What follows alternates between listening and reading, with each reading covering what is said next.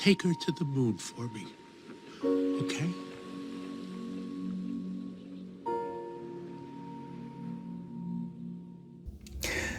If you're not crying right now, something is wrong with you. Hey guys, it's Daniel, licensed therapist. Inside Out was an awesome movie, but the whole premise makes some pretty bold claims about the inner workings of a person's mind. And you know what? It's very possible that the filmmakers were saying, let's just do anything we want. Those idiots don't know the difference. Not on my watch. Your guy is here to tell you the truth about what these guys got right and what they got wrong. Let's get into it.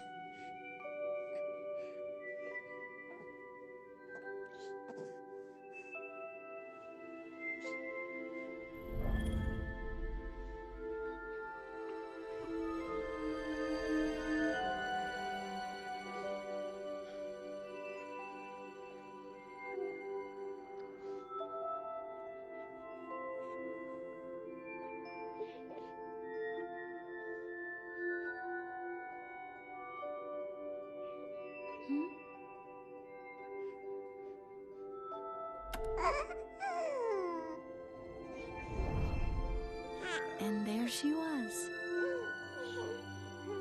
Hello, Riley. Oh, look at you. Aren't you a little bundle of joy? Okay, so right off the bat, we have the first emotion, which is joy. Anyone who has ever been around a newborn would know that joy is not the first emotion. All a newborn does is poop, pee, eat, sleep, and cry. So I would say the first emotion is sadness, anger, or discomfort, or something like that. But hey, I get it.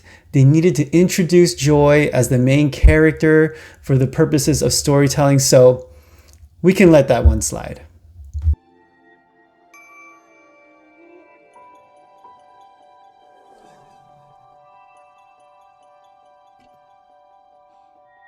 Aren't you a little bundle of joy? Whoa.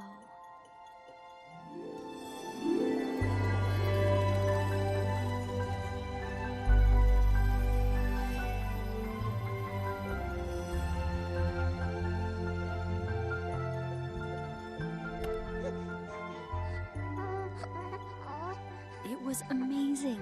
Just Riley and me forever.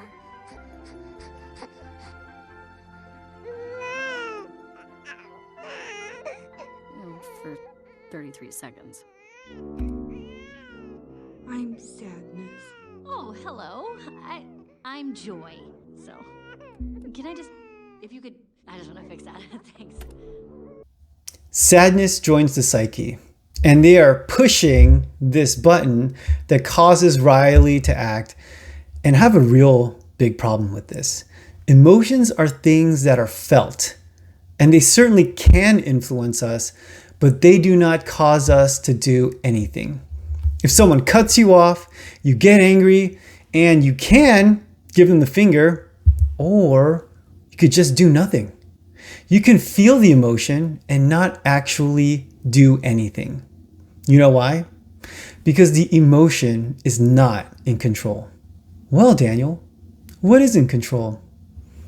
We'll get to that later. But for now, let's continue. And that was just the beginning. Headquarters only got more crowded from there.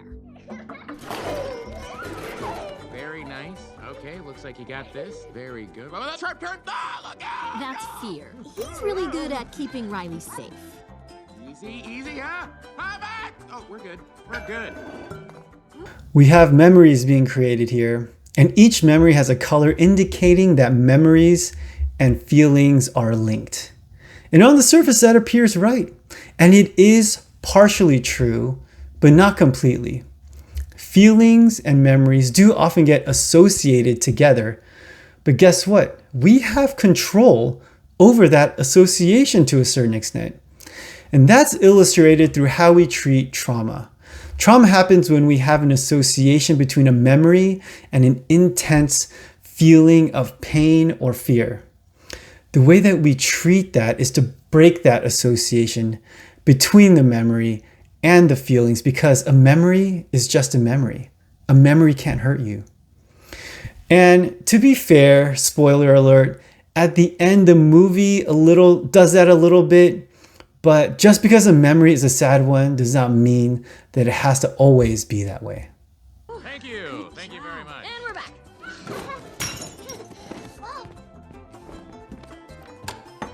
Here we go. All right, open. This looks new. Think it's safe? What is it? Okay, caution. There is a dangerous smell, people. Hold on, what is that? This is disgust. She basically keeps Riley from being poisoned, physically and socially. That is not brightly colored or shaped like a dinosaur. Hold on, guys. It's broccoli! Well, I just saved our lives. Yeah, you're welcome. Riley, if you don't eat your dinner, you're not going to get any dessert. Wait, did he just say we couldn't have dessert? That's anger. He cares very deeply about things being fair. So that's how you want to play it, old man? No dessert? Oh, sure. We'll eat our dinner right after you eat this. So now we have the whole spectrum of emotions. When I first watched this years ago, I thought, wait, that's all the emotions? Being a therapist, we have charts and graphs and lists of emotions. So reducing it down to 5 to me was a bit simplistic, but they did consult leading emotion psychologist Paul Ekman on this one, who is way above my pay grade. So I'm going to have to more or less agree with the list of emotions, although they did leave out a couple of Dr. Ekman's emotions. So overall, not a bad job here. Riley, here comes an airplane. Oh, airplane. We got an airplane, everybody.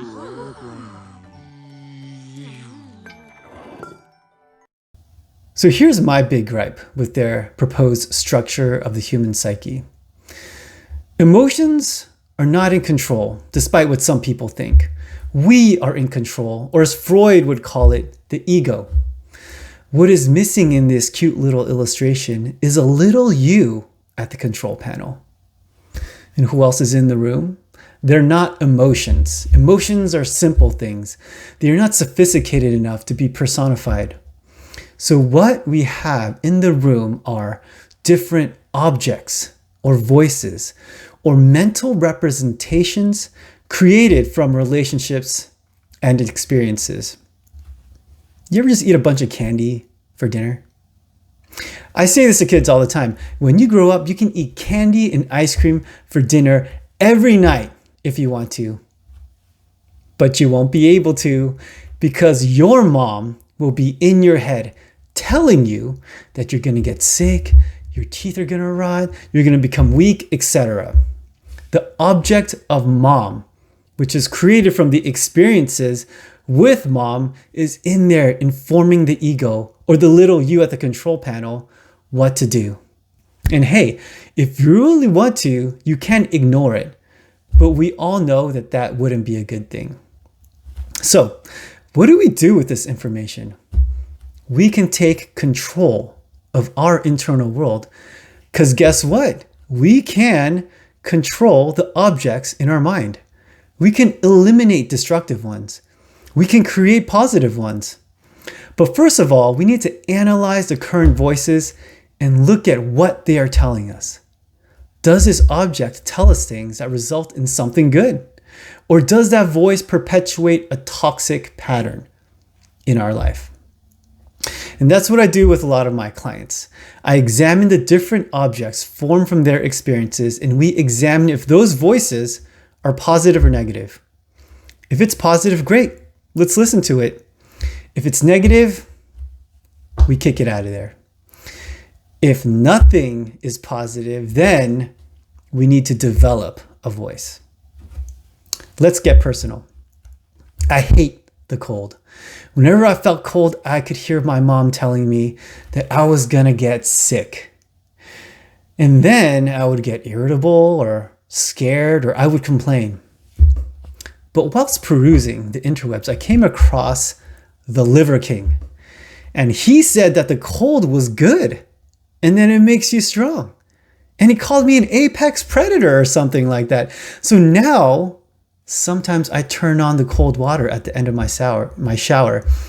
And if I get caught outside without a sweater, I think, yes, I am getting stronger, which makes me feel a lot better. So I intentionally created a Liver King object in my mind, and it helped me to become the person that I want to be.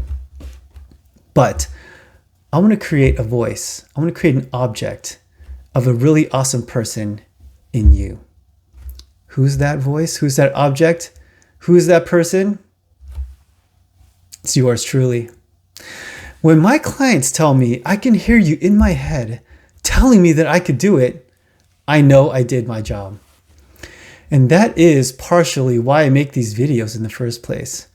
I want to be in your head, and I want to be telling you, you can do it. You're awesome. You are lovable and worthy of love. Believe in yourself, and you are an amazing person. Thanks for watching, you amazing person. See you next time.